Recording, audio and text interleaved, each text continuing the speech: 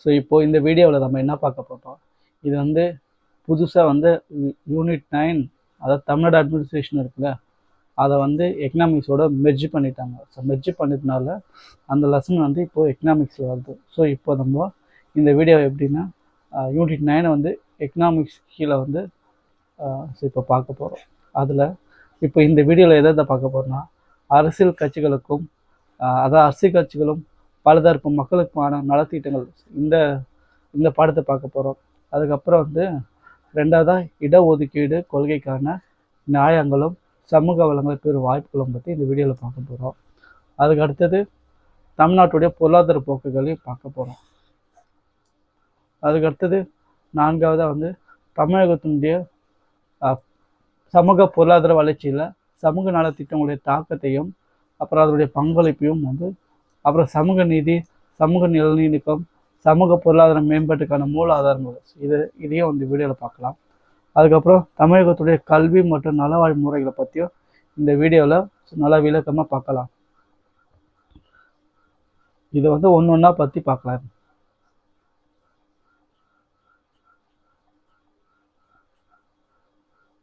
So இப்போ இதில் முதல்ல நம்ம என்ன பார்க்க போகிறோன்னா, அரசியல் கட்சிகளும் பலதரப்பு மக்களுக்கான நலத்திட்டங்களும் இதை தான் முதல் பாடமாக நம்ம இப்போ பார்க்க போகிறோம். இதுதான் முதல் லெசன். முதல்ல அரசியல் கட்சியை பற்றி பார்க்கலாம். இந்த பாடம் ரொம்ப முக்கியமானது. தேர்வுக்கெல்லாம் வந்து இந்த பாடத்துலேருந்து தான் கேள்வி அதிகமாக வரும். பாடத்துக்கு போகலாம். ஸோ இது வந்து எக்கனாமிக்ஸில் வரும் இந்த லெசன்ஸ் எல்லாமே. இது வந்து எக்கனாமிக்ஸ் வீடியோ. அரசியல் கட்சிகள் என்பது வந்து தன்னார்வத்தோடு ஏற்படுத்தப்பட்ட ஒரு தனி மனிதர்களுடைய அமைப்பு தான் இந்த அரசியல் கட்சிகள்.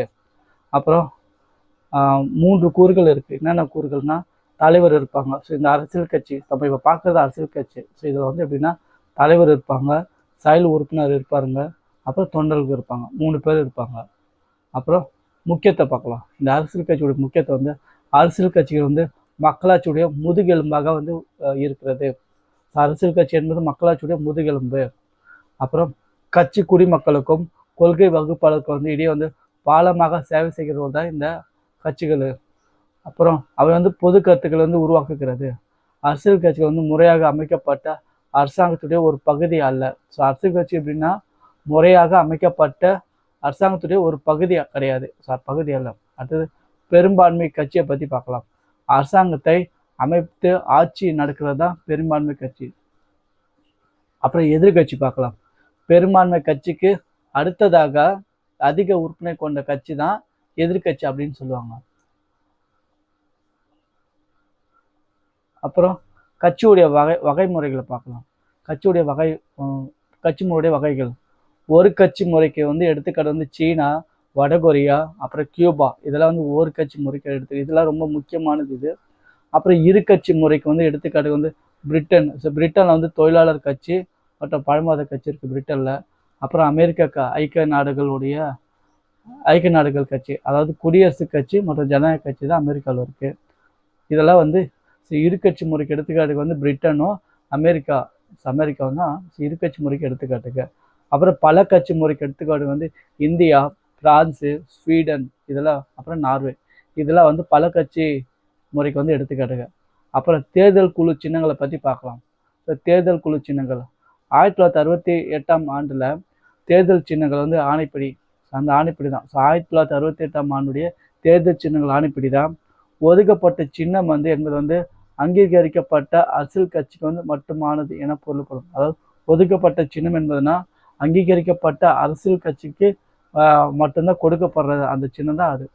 அப்புறம் ஒடுக்கப்படாத சின்னம் என்பது வந்து அங்கீகரிக்கப்படாத கட்சிகளுக்கு வந்து கொடுக்கக்கூடிய சின்னம் தான் இந்த ஒதுக்கப்படாத சின்னம். அதுக்கடுத்தது தேசிய கட்சினா என்ன, மாநில கட்சி என்னன்னா பற்றி பார்க்கலாம். தேசிய கட்சி வந்து குறைந்தது 4 மாநிலங்களை மாநில கட்சியாக வந்து அங்கீகரிக்கப்பட வேண்டும். அதுதான் வந்து தேசிய கட்சின்னு சொல்லுவாங்க. இப்போ தேசிய கட்சி பார்க்கலாம். கடைசி மக்களவை அல்லது சட்டமன்ற தேர்தல்களில் 4 அல்லது அதற்கு மேற்பட்ட மாநிலங்களில் மொத்த செல்லுபடியான வாக்குகளில் 6% வந்து பெற வேண்டும். அப்புறம் 4 மக்களவை இடங்களை வந்து வெல்ல வேண்டும். அதுதான் வந்து தேசிய கட்சின்னு சொல்லுவாங்க. அப்புறம் மொத்த மக்களவை இடங்களில் அதாவது 2%, அதாவது 2014 நிலவரப்படி குறைந்தது 11 இடங்கள் வந்து பெற்றிருக்கணும். ஸோ குறைந்தது வந்து 3 வெவ்வேறு மாநிலங்களில் வெற்றி பெற்றிருக்கணும். அதுதான் வந்து தேசிய கட்சி. அப்புறம் மாநில கட்சியை பற்றி பார்க்கலாம். மாநில சட்டமன்ற தேர்தல்களில் ஒரு மாநிலத்தில் செல்லுபடியான வாக்குகளில் 6% வந்து பெற வேண்டும். அப்புறம் 2 சட்டமன்ற இடங்களை வந்து வெல்ல வேண்டும். அதுதான் மாநில கட்சின்னு சொல்லுவாங்க. அப்புறம் மாநில மக்களவை தேர்தல்களில் ஒரு மாநிலத்தில் செல்லுபடியான வாக்குகளில் 6% வந்து பெற வேண்டும். அப்புறம் ஒரு மக்களவை இடத்தை வந்து வெல்ல வேண்டும். அடுத்தது மாநில சட்டமன்ற தேர்தலில் மொத்த சட்டமன்ற இடங்களில் 3%, அதாவது குறைந்த இடங்கள் வந்து 3ஆவது வெல்ல வேண்டும். ஸோ மாநில சட்டமன்ற தேர்தலில் மொத்த சட்டமன்ற தேர்தலில் குறைந்தது 3% வெல்லணும். அதாவது வந்து குறைந்தது 3 இடங்களாவது வெல்ல வேணும். மக்களவை தேர்தலில் மாநிலத்துக்கு ஒதுக்கப்பட்ட ஒவ்வொரு 25 இடங்களுக்கு வந்து ஒரு மக்களவை இடத்தை வந்து வெல்ல வேண்டும். ஸோ மக்களவை தேர்தலில். அடுத்தது மாநிலங்களில் மக்களவை அல்லது சட்டமன்ற தேர்தல்களில் மொத்த செல்லுபடியான வாக்குகளில் 8% வந்து பெற வேண்டும். அதாவது இடங்களை வெல்ல வேண்டிய அவசியம்லாம் கிடையாது இதுக்கு.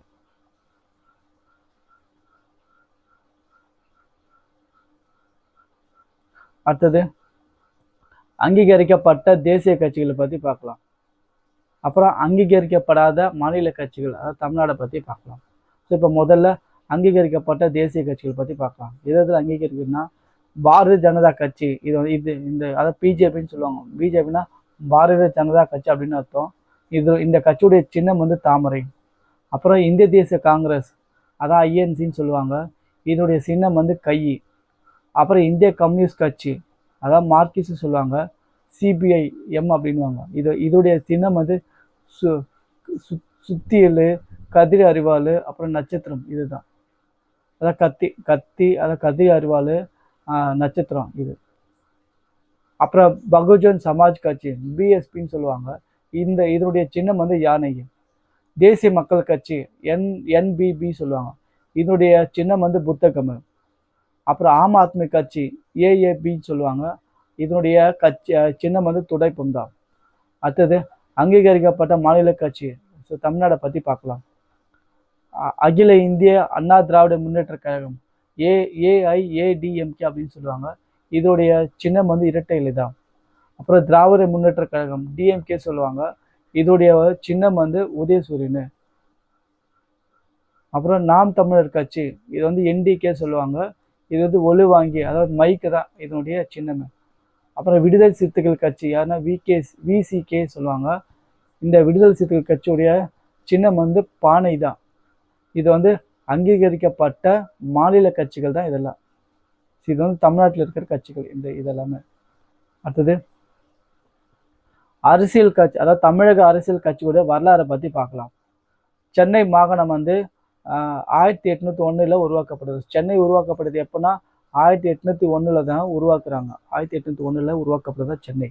அப்புறம் இந்த சென்னை மாகாணம் வந்து 18 மற்றும் 19ஆம் நூற்றாண்டுகளில் தற்போது உள்ள மாநிலங்களான ஆந்திரா, தெலுங்கானா, கேரளாவுடைய மலபார் பகுதி, அப்புறம் தெற்கு கர்நாடகா, ஒடிசாவுடைய தென்முனை பகுதி முழுவதும் வந்து லட்சத்தீவு ஒன்றிய பிரதேசம் ஆகிய வந்து உள்ளடக்கிறது தான் இந்த சென்னை மாகாணம். ஸோ சென்னை மாகாணம் இதெல்லாம் வந்து உள்ளடக்கிறது எப்போன்னா 18 மற்றும் 19ஆம் நூற்றாண்டில். அப்புறம் தனித்துவமான அரசியல் அடையாளத்தை பற்றி பார்க்கலாம்.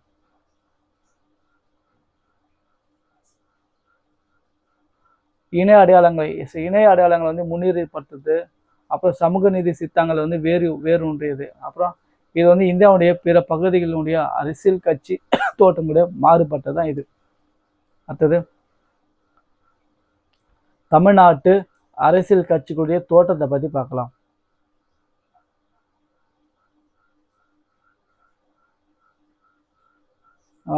ஃபர்ஸ்ட் வந்து 1854 வந்து நிலை யானை வந்து 1854.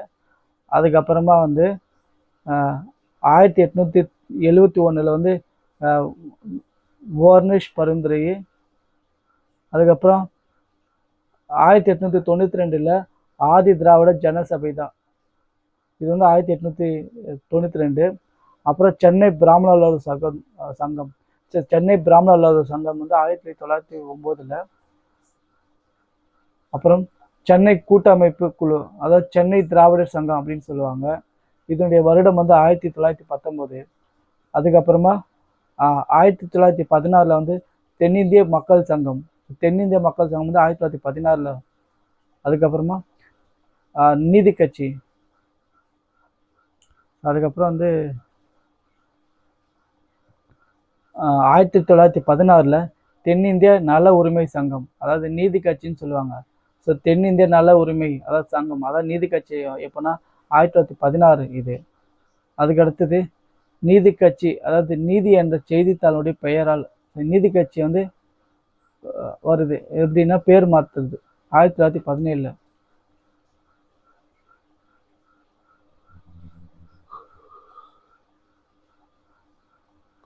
தமிழ்நாட்டுடைய முதல் முறையான கட்டமைப்பு கொண்ட அரசியல் கட்சி வந்து நீதி கட்சி ஆகும். ஸோ நீதி கட்சி வருங்காலம் வந்து திராவிட இயக்கத்துக்கான தத்துவ அடித்தள கட்டுமானத்தை அமைத்து கொடுத்தது. இது வந்து சொன்னவர் வந்து ஆர் கண்ணன் தான் சொல்லியிருக்காரு. அப்புறம் நீதி கட்சி தோன்றி வேர் விட்டு வளர்வதற்கான விதைகளாக இருந்தவை. அப்புறம் 1854 நிலையானை பற்றி பார்க்கலாம். 1854 நிலையானை 19ஆம் நூற்றாண்டுடைய இடைப்பகுதியில் ஆங்கில அரசாங்கம் வந்து பிறந்தது. அரசாங்க கீழ்நிலை பகுதிக்கு வந்து சில வந்து செல்வாக்கு மிக்க குடும்பமுடைய ஏகபோக உரிமையாக இருக்கக்கூடாது.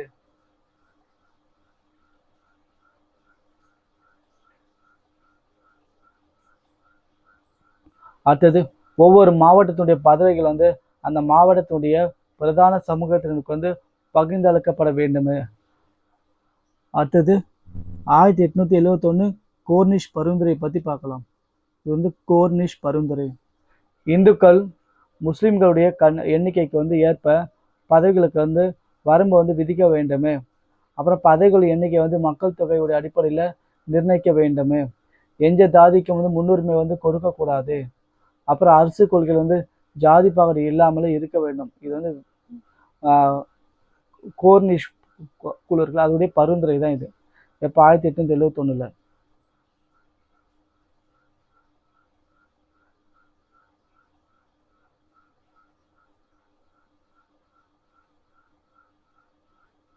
அப்புறம் நீதி கட்சியுடைய முன்னோடி பற்றி பார்க்கலாம். நீதி கட்சியுடைய முன்னோடி 1892 துவங்கியது தான் ஆதி திராவிட ஜனசபை போன்ற அமைப்புகள் வந்து பிராமண அல்லாதவருக்கு வந்து பிராந்திய அரசியல் அமைப்பை உருவாக்கும் முயற்சி வந்து வித்திட்டது தான். அதாவது நீதி கட்சியுடைய முன்னோடி எதுனா ஆதி திராவிட ஜனசபை. இதுதான் 1892 உருவாக்குறாங்க. அப்புறம் நீதி கட்சியுடைய தோட்டத்தை பற்றி பார்க்கலாம்.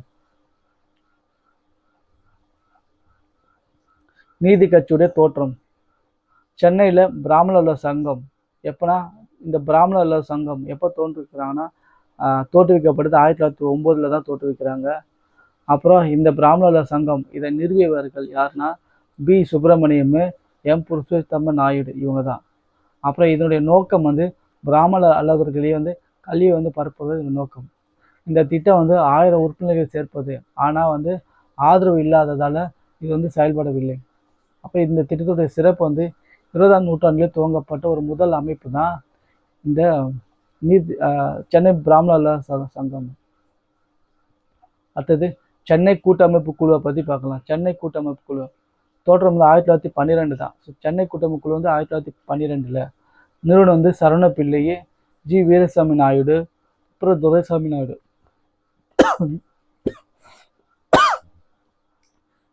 சென்னை கூட்டமைப்பு குழு வந்து உருவாக்கப்பட்ட 1912.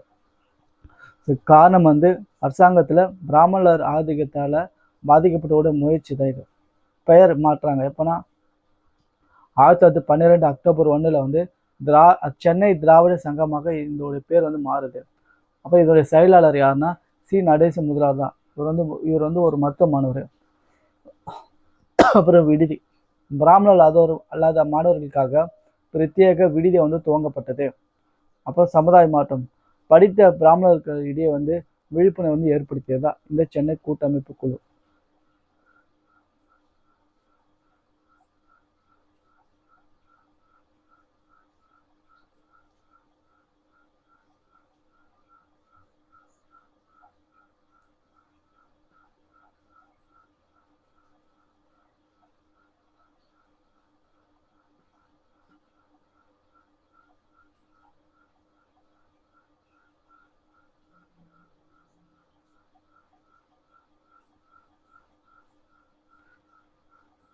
தென்னிந்திய நல உரிமை சங்கத்தை பற்றி பார்க்கலாம். இந்த தென்னிந்திய நல உரிமை சங்கம் இது வந்து இதனுடைய தோற்றம் வந்து 1916 நவம்பர் 20 தான். அப்போ இந்த தென்னிந்திய நல உரிமை சங்கத்தை வந்து நிர்வகிக்கிறது யாருன்னா பி.டி. தியாகராஜ செட்டி, எம்.என். நாயர் மற்றும் அதனுடைய ஆதரவாளர்கள் தான் இந்த தென்னிந்திய நல உரிமை சங்கத்தை வந்து உருவாக்குறாங்க. இடம் வந்து எந்த இடத்துலன்னா விக்டோரியா பொது மண்டபம் அந்த இடத்துல தான். அப்புறம் இந்த குறிப்பை பற்றி பார்க்கலாம். தென்னிந்திய மக்கள் சங்கம் என்ற அமைப்பு வந்து உடன் வந்து தொடங்கப்பட்டது தான் இது. தியாகராஜ செட்டி தான் இதனுடைய செயலராக இருந்தார். பிற்காலத்தில் இந்த சங்கம் தான் நீதி கட்சியுடன் இணைந்தது. எதுனா தென்னிந்திய நல உரிமை சங்கம். அடுத்தது ராயல் ஆணையம் 1912ஐயும், கடித கிளர்ச்சி 1915ஐயும், தேர்தல் திருப்பு முனை 1916 இந்த மூணுத்தையும் பற்றி பார்க்கலாம். இப்போ முதல்ல ராயல் ஆணையத்தை பற்றி பார்க்கலாம். 1912 ராயல் ஆணையம் வந்து அரசு வந்து பணிகளுக்காக வந்து அமைக்கப்பட்டது. ஸோ அரசு பணிக்காக அமைக்கப்பட்டது தான் இந்த ராயல் ஆணையம். அதான் பி. தியாகராஜ செட்டி வந்து பிராமணர் ஆதிக்கத்தை வந்து விளக்கினார். அப்புறம் பாலாஜி ராவ் நாயுடு ஜாதி வாரி பிரதித்துவம் வந்து வலியுறுத்தாரு. ஸோ ஜாதி வாரி வந்து பிரதித்துவம் வலியுறுத்துவது யாருன்னா பாலாஜி ராவ் நாயுடு அவர் தான். அப்புறம் பிராமணர் நலனை வந்து பாதுகாக்கிறதுக்காக வழிகள்லாம் வந்து ஆராயப்பட்டது. எதுனா இந்த ராயல் ஆணையம் அதனால. அப்புறம் கடித கிளர்ச்சியை பற்றி பார்க்கலாம். 1915 சி. சங்கர நாயர் வந்து 21 கடிதங்களை வெளியேற்றாரு. கடிதங்களுடைய தலைவர்களை வந்து சந்திக்க வைத்து ஊக்கமளித்தது. அப்புறம் திராவிட மகாஜன சபை உருவாக்கத்துக்கு எண்ணம் வந்து தோன்றியது.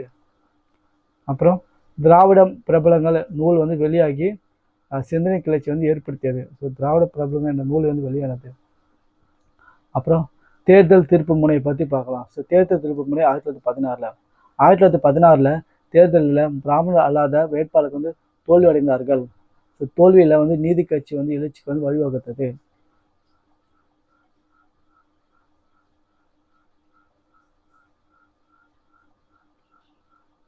அடுத்தது தலைப்பு, அப்புறம் அதனுடைய உள்ளடக்கத்தை பற்றி பார்க்கலாம். ஸோ நோக்கத்தை பற்றி பார்க்கலாம். பிராமணர் அல்லாத உரிமை மற்றும் நலனுக்காக குரல் கொடுத்தது.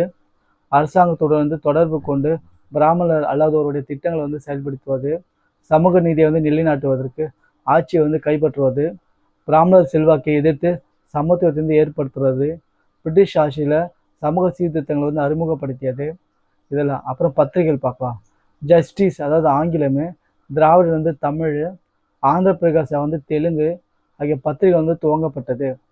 1917 40,000 ரூபாய்க்கு வந்து அச்சுக்கூடம் வாங்கி நிதி பத்திரிகை வந்து நீதி பத்திரிகை வந்து வெளியிடப்பட்டது.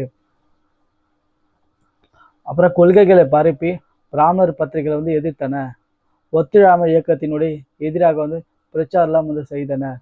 1,00,000 முதலீட்டில் பத்திரிகைகளுக்கு தொடங்கப்பட்டு திராவிட இயக்கத்தை வந்து வலு சேர்ந்தது. அடுத்தது அமைப்பை பற்றி பார்க்கலாம்.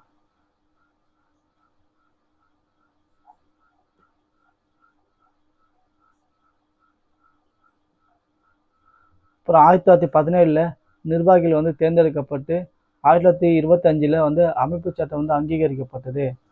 தலைவர்கள் வந்து அப்புறம் 4 துணைத் தலைவர்கள், பொதுச் செயலாளர், பொருளாளர், 25 உறுப்பினர்கள் வந்து செயற்குழு அமைப்பு இருந்தாங்க. அப்புறம் சென்னையில் துவங்கி மாவட்டங்களுக்கு வந்து விரிவடைந்தது. அப்புறம் ஆண்டு மாநாடுகள் நடத்தப்பட்டது. 1920க்கு பின் வந்து ஐரோப்பிய கட்சி மாதிரியில் சீரமைக்கப்பட்டது. அதோட கொறடா பதிவு வந்து உருவாக்கப்பட்டது. 1916 விக்டோரியாவுடைய பொது மண்டபத்தில் துவங்கப்பட்டது. பி.டி. ராஜனு அப்புறம் 1952 வரை வந்து தலைமை தாங்குறாரு. அடுத்த தேர்தல் பங்களிப்பை பற்றி பார்க்கலாம். 1920 வந்து 1923 வந்து தேர்தலில் வெற்றி பெற்று 24.9% வாக்குகள் பெறுறாங்க. அப்புறம் 69 தொகுதிகளில் பங்கேற்பு. காங்கிரஸ் வந்து புறக்கணிக்கிறது. இட ஒதுக்கீடு வந்து வாக்குறுதி வந்து வெற்றிக்கு வந்து காரணமாக இருக்கிறது. 1923 சுராஜ் கட்சி வந்து பங்கேற்காம பெரும்பான்மை வந்து இழப்பு வந்து இது வந்து 36.2% வாக்குகள். அப்புறம் 1926 21 இடங்கள் மட்டும்தான். அப்புறம் 1934 படுதோல்வி சுவராஜ் வந்து 29 இடங்கள். 1937 18 இடங்கள் மட்டும்தான் பெற்று முழு தோல்வி அடைந்தது. பின்னர் திராவிட கழகமாக இது வந்து மாறியது.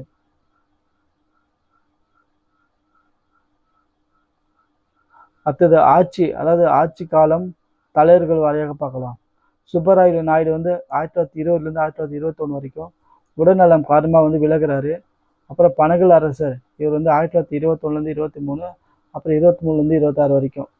முனுசாமி நாயுடு வந்து 1930 வரைக்கும் இவர் வந்து சிறுபான்மை ஆட்சி. அப்புறம் பெப்லி அரசர் வந்து 1932 வரைக்கும், அப்புறம் 1934 வரைக்கும். இவர் வந்து ஜமீன்தார் ஆதரவு அப்புறம் வீழ்ச்சி. பெரியாரோட தலைமை வந்து 1938 வரைக்கும் ஆட்சி வந்து இல்லை, திராவிட கழகமாக மாற்றம் அடையுது.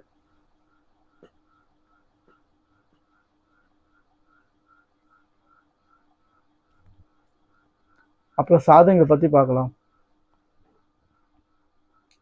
வகுப்பாரி பிரதிநிதித்துவம் வந்து 1920 ஜிஓ 613 மூலம் வந்து முதல் வந்து இடஒதுக்கீடு வந்து 1951 அரசியலமைப்பு சீர்திருத்தத்துக்கு அடித்தளமானது.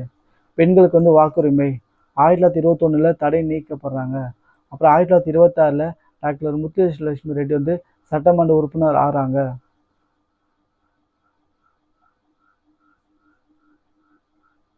1926 தான் டாக்டர் முத்துலட்சுமி வந்து சட்டமன்ற உறுப்பினர் மாறுறாங்க. அப்புறம் 1921 வந்து தடையை நீக்கிறாங்க. எதுக்குன்னா பெண்களுக்கு வாக்குரிமை தடை வந்து நீக்கிறாங்க. அப்புறம் இந்து அறக்கட்டளை சட்டத்தை பார்க்கலாம். 1922 அறிமுகப்படுத்துறாங்க. அப்புறம் 1925 நிறைவேற்றப்படுறாங்க. இது இந்து அறக்கட்டளை சட்டமே. அப்புறம் கோயில்களை அரசு கட்டுப்பாட்டில் கொண்டு சமய சீர்திருத்தம் இது. அப்புறம் ஆதி திராவிட அங்கீகாரத்தை பற்றி பார்க்கலாம். பஞ்சமர் பெயரை மாற்றி சமுதாய அந்தஸ்து வழங்கியது. சமூக உயர்வுக்கு வந்து இது முக்கியமான பங்கானது. உள்ளாட்சி அரசு அதிகாரம் 1920 சட்டம் மூலம் வந்து மாவட்ட, தாலுகா, பஞ்சாயத்து அமைப்புகளுக்கு வந்து சுயாட்சி உறுப்பினர்கள் எண்ணிக்கை வந்து அதிகரித்தது. அப்புறம் இலவச உணவு திட்டத்தை பார்க்கலாம். 1920 சென்னை மாநகராட்சி பள்ளிகளில் காலை உணவு பின்னர் வந்து மதிய உணவு திட்டமாக விரிவுபடுத்தது.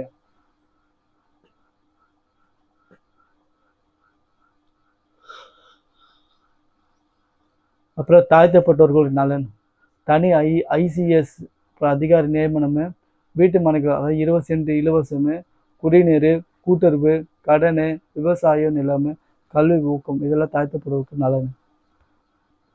அப்புறம் தொழிற்சாலைக்கு உதவியை பற்றி பார்க்கலாம். 1922 சட்டம் மூலம் வந்து தொழில் மயமாக்கல் வந்து ஆதரவு பொருளாதார வளர்ச்சி அடைந்தது. இப்போ சென்னை நகர வளர்ச்சி வந்து 1920 வந்து நகர திட்ட சட்டமே.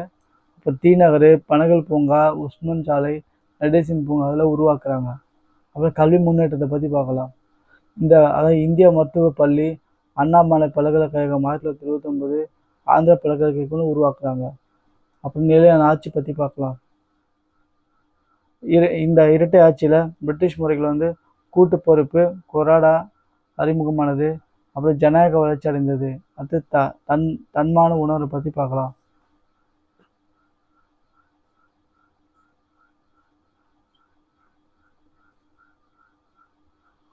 பிராமணர் அல்லாதவர் வந்து தாழ்த்தப்பட்டவருடைய வந்து உரிமை உயர்வு எண்ணம் வந்து விதைக்கிறது. இப்போ சுயமதத்திலும் வந்து சட்ட அங்கீகாரம், அதை பெண்கள் வந்து உரிமைக்கு வலு சேர்க்கிறது. அப்புறம் மொழி மாற்றம், மெட்ராஸ் மாநிலம் வந்து தமிழ்நாடு என பெயர் மாற்றத்துக்கு வந்து அடித்தளமாக்குறது. அப்புறம் குறைகள் வீச்சை பார்க்கலாம். உட்கட்சி பூசல், அவசர அதிகார ஆசை, எஜோத்தி அதிகாரம், அதாவது பொப்ளி அரசு ஆட்சியில் தாழ்த்தப்படுற நாளில் வந்து புறக்கணித்து ஓர் ஜாதி நாளுக்கு வந்து முன்னுரிமை அளிக்கிறது. இதெல்லாம் வந்து வீச்சுகள். இப்போ நம்ம வீச்சு அல்லது குறைகளை பற்றி பார்க்கலாம். பிரிட்டிஷ் ஆதரவு, தேசப்பற்று இன்மை, ஆடம்பர வாழ்க்கை இதெல்லாம் 1934 தோல்வி. 1944 பின் வந்து மறைவு. ஏன்னா பெரியாருடைய பிரிவு. அப்புறம் 1937 காங்கிரஸ் வெற்றியால் அரசியல் செல்வாக்கு வந்து முடிவு பெறுறது.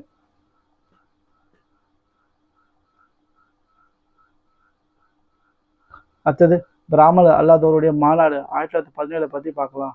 முதல் பிராமணர் அல்லாதவர் மாநாடு வந்து 1917 அக்டோபர் 19 அது வந்து கோயம்புத்தூர்ல ராம யானிக்கர் தலைமையில தான் நடைபெற்றது. இந்த மாநாட்டில் விவாதிக்கப்பட்ட தலைப்புகள் எதுனா துவக்க கல்வி, விவசாய கல்வி, தொழில் கல்வி இதெல்லாம். அப்புறம் பொது நிறுவனங்கள், அரசாங்க பணி, உள்ளூர் அமைப்புகள் இதெல்லாம். அப்புறம் அறக்கட்டளை, சமூக சமய முன்னேற்றம், தற்சாப்பு இதெல்லாம். அப்புறம் அரசியல் சீர்திருத்தம், வகுப்பாரி பிரதிநிதித்துவம், லட்சியக்கணம் இதெல்லாம் வந்து பண்ணுறாங்க. முதல் மாநில மாநாடு வந்து 1917 டிசம்பர் 28, 29 சென்னை வெல்லிங்டனுடைய திரையரங்கம் நடைபெற்றது. அப்புறம் 1917 நடந்த மாநாடுகள் அப்புறம் கோவை, சேலம், திருநெல்வேலி ஆகிய இடங்களில் மாநாடு நடத்தப்பட்டது.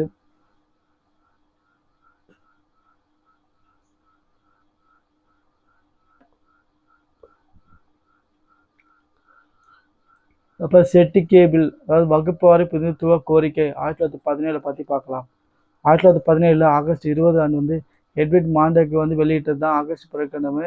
இந்தியர்களுக்கு அரசாங்க பிரதிநிதித்துவம் வந்து சுயாட்சி உள்ளாட்சி அமைப்புகள் வந்து அறிவித்தது.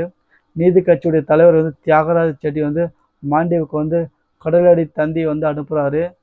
பிராமணர்களுக்கு வந்து தனி வாக்காளர் தொகுதியும் வகுப்புவாரி பிரதிநிதித்துவம் அடிப்படையில் அரசாங்க பணிகள் வந்து இடஒதுக்கீடும் கோருகிறாரு. அப்புறம் மிண்டம் மாலி சீர்திருத்தம் 1909 பற்றி பார்க்கலாம். முஸ்லீம்கள் வந்து வழங்கப்பட்ட இடஒதுக்கீட்டுக்கு வந்து இணையாக இருக்க வேண்டும் என வலியுறுத்தினார். அடுத்தது சென்னை மாகாண சங்கத்தை பற்றி பார்க்கலாம். சென்னை மாகாண சங்கமே பிராமணர் அல்லாத காங்கிரஸ் கலைஞர்களான ஈவே ராமசாமி நாயக்கர், திரு கல்யாணசுந்தரம் முதலியார், பி வரதராஜ நாயுடு, அப்புறம் பி கேசவ பிள்ளை ஆகியோர் வந்து சென்னை மாகாண சங்கத்தை வந்து தொடங்குறாங்க. இந்த சங்கம் வந்து நீதி கட்சிக்கு வந்து போட்டியாக உருவாக்கப்பட்டது. தாழ்த்தப்பட்டோர் மற்றும் பிற்படுத்தப்பட்ட நலனுக்காக பாடுபடுவதாக வந்து அறிவித்தது.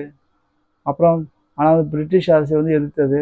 பிராமணர் அது வந்து பத்திரிகைகள் வந்து இந்த சங்கத்தை வந்து வரவேற்றது. நீதி கட்சியினுடைய இதை பிராமணர் அல்லாதோர் ஒற்றுமைக்கு வந்து சீர்குலைக்க முயற்சி என குற்றம் சாட்டினார்கள். அன்னிப்பை சென்று மற்றும் பிராமண தலைவர்கள் வந்து நீதி கட்சியுடைய செல்வாக்கை வந்து குறைக்க சதி செய்ததாக வந்து கருதப்படுகிறது. அப்புறம் ஈவ ராமசாமி நாயக்கர் சங்கத்துடைய துணைத் தலைவராக இருந்தார். அப்புறம் நீதி கட்சியுடைய எதிரியினுடைய பி கேசவ பிள்ளை பிராமணர் தலைவர்களுடைய ஆதரவுடன் சங்கத்தின் தலைமையை தாங்கி நீதி கட்சி நிராகரிக்கிறாரு. அடுத்தது மெஸ்டன் நடுவர் தீர்ப்பு 1920 பற்றி பார்க்கலாம். 1919 நவம்பர் 17 அன்று வந்து கூட்டு தேர்வுக்குழு சென்னை சட்டமன்றத்தில் பிராமண அல்லாதோர் மற்றும் பிராமணர்களுக்கு வந்து வகுப்புவாரி பிரதிநிதித்துவம் வந்து பரிந்துரைத்தது. இடஒதுக்கீட்டை சென்னை அரசு வந்து மற்றும் வந்து கட்சிகள் வந்து முடிவு செய்ய வேண்டும் என கூறப்பட்டது. 1920 மார்க்சிஸ்ட் நீதி கட்சி வந்து காங்கிரஸ் சென்னை மாகாண சங்கம் வந்து விவாதித்து சமரசம் வந்து எட்டியது. அப்புறம் பாரன் மெஸ்டனுடைய தலையீட்டால் இது வந்து மெஸ்டன் நடுவர் தீர்ப்பு என அழைக்கப்பட்டது. 63 பன்மை உறுப்பினர் வந்து தொகுதிகள் வந்து பிராமணர் அல்லாதவருக்கு வந்து ஒதுக்கப்பட்டது. 3 நகரம், 25 கிராமம். நீதி கட்சியுடைய மகத்தான சாதனையாக தான் இது கருதப்படுகிறது.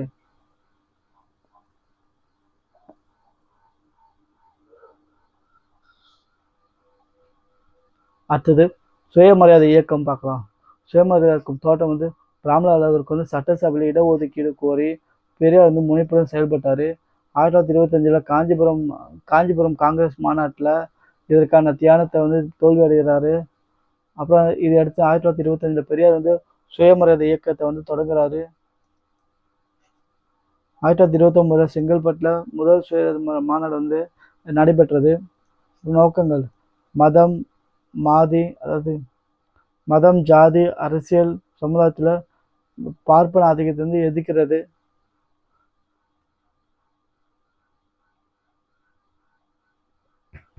அதுக்கப்புறம் மூட நம்பிக்கைகள் மற்றும் பழமைவாதத்தை வந்து ஒழிக்க வேண்டும். பெண் கல்வி, விதவை மறுமணம், கலப்பு திருமணம், குழந்தை திருமண ஒழிப்பு ஆகிய வந்து குரல் கொடுக்குறது. இதெல்லாம் அப்புறம் இயக்கத்தை பார்க்கலாம். சமூக அரசியல் பொருளாதார சீர்கேடுகளை விமர்சித்து பிராமணர் அலுவலருக்கு மேம்பாட்டு திட்டத்தை அறிமுகப்படுத்தியது. ஒதுக்கப்பட்ட மக்கள் வந்து அக்கறை காட்டி பிரதமான பண்பாட்டு மேலாதிக்கை வந்து விமர்சித்தது. அப்புறம் சடங்குகள், சாதி பாகுபாடு இல்லாத சமூகத்தை ஆதரித்தது. பகுத்தறிவு மற்றும் சுயமரியாதை பற்றி பார்க்கலாம். பகுத்தறிவு மற்றும் சுயமரியாதை பற்றி பார்க்க போகிறோம்.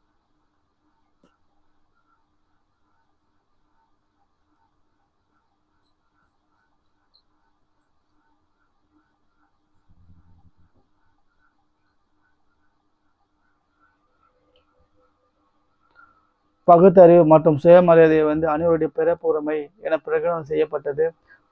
சுயாட்சியை விட வந்து இவை முக்கியத்துவம் என வலியுறுத்தப்பட்டது. அடுத்தது பெண்கள் மேம்பாடை பற்றி பார்க்கலாம். பெண்கள் வந்து தாய்நிலைக்கு 70 தான் காரணம் என கூறி கட்டாய தொடக்க கல்வி வந்து மேற்கொண்டது. பெண்களை வந்து அதிகாரம் உள்ளவர்களாக மாற்ற மூடநம்பிக்கை வந்து கேள்வி கேட்டது. பெண் விடுதலை, மூடநம்பிக்கை ஒழிப்பு, பகுத்தறிவு, சுயமரியாதை திருமணங்களை வலியுறுத்தியது. அடுத்தது இனம் மற்றும் இஸ்லாம் பற்றி பார்க்கலாம். இனம் வந்து இயக்கத்துடைய மையப்பொருளாக இருந்தது தான். இஸ்லாமியர்களுடைய நலனுக்காகவும் சகோதரத்துவத்தையும் பாராட்டி போராடியது. அப்புறமா முஸ்லீமுடைய உயர்குடியினர் தமிழ்நாட்டு முஸ்லீம்களை வந்து திராவிடர்களாக கருத்துனாங்க. பெரியார் வந்து முஸ்லீம் பெண்களுடைய பர்தா பழக்கத்தை வந்து விமர்சித்தார். அப்புறம் சாதனைகளை பற்றி பார்க்கலாம். பெரியார் வந்து மூட நம்பிக்கைகளும் புராணங்களையும் வந்து பொது மேடைகளை வந்து சாடினார். குடியரசு, புரட்சி, விடுதலை பத்திரிகைகள் மூலம் வந்து கொள்கையை வந்து பரப்புறாரு. அப்புறம் அதுக்கப்புறம் 14 அம்ச சமரச அறிக்கையை வெளியிட்டு நீதி கட்சி அதை ஏற்று பரப்பியது. குடும்ப கட்டுப்பாடு திட்டத்தை வந்து அறிவுறுத்துறாரு. தமிழ் எழுத்து சீர்திருத்தம் வந்து அப்புறம் ரோமனிய எழுத்து முறையை வந்து பரிந்துரைக்கிறாரு. 1938 வந்து சென்னை பெண்கள் மாநாட்டில் தர்மம்மாள் வந்து பெரியார் பட்டத்தை வழங்குறாங்க. 1944 சேலம் மாநாட்டில் நீதி கட்சி வந்து திராவிட கழகம் என பெயர் மாற்றப்படுறாங்க.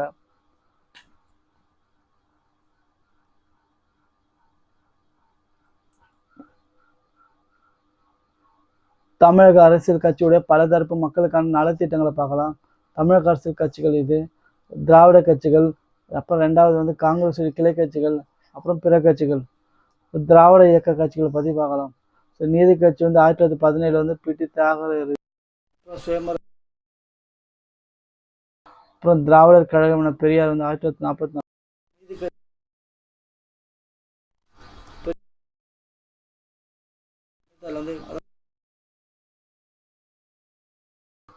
பெரியார் இது வந்து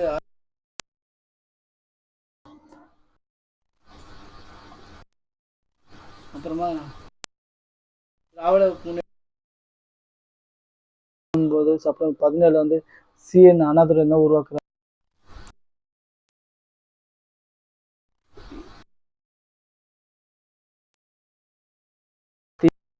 இது வந்து இந்த ஒரு என்ன மாதிரி பிரியுது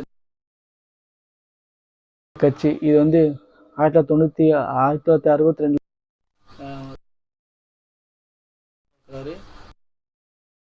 அண்ணா அதிமுக எம்ஜிஆர் வந்து 72. அதுக்கப்புறம்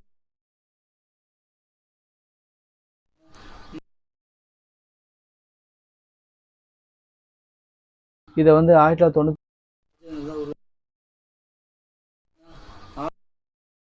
அப்படின்னு சொல்லிட்டு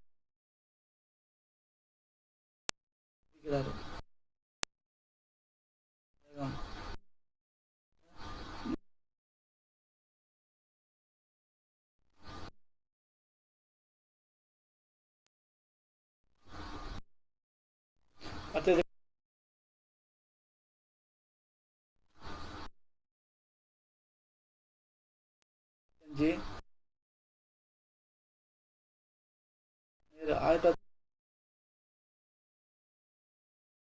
பிளாக்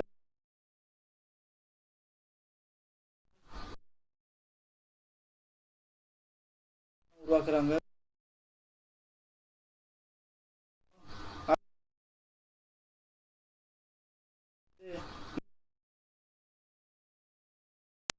இந்திரா காந்தி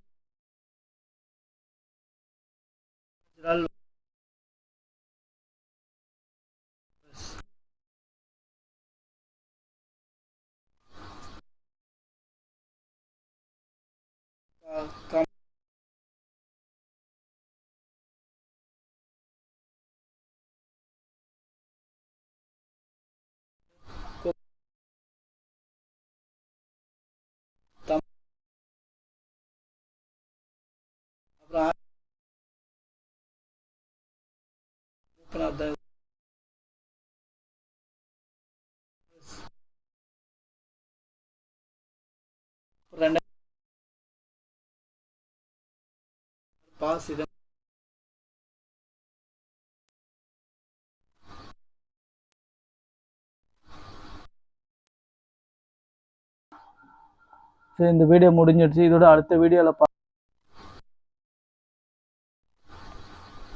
நன்றி.